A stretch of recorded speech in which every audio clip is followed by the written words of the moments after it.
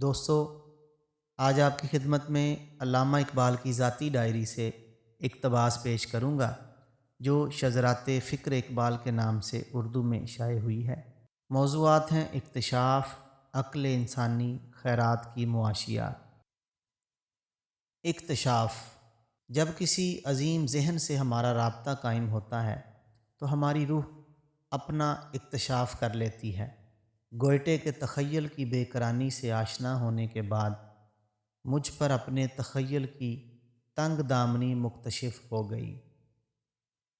خیرات کی معاشیات: مخیر انسان دراصل غیر مخیر کی مدد کرتا ہے، نہ کہ محتاج کی، کیونکہ جو کچھ کسی محتاج کو دیا جاتا ہے وہ فی الواقع ان لوگوں کو دیا جاتا ہے جو محتاجوں کو کچھ نہیں دیتے۔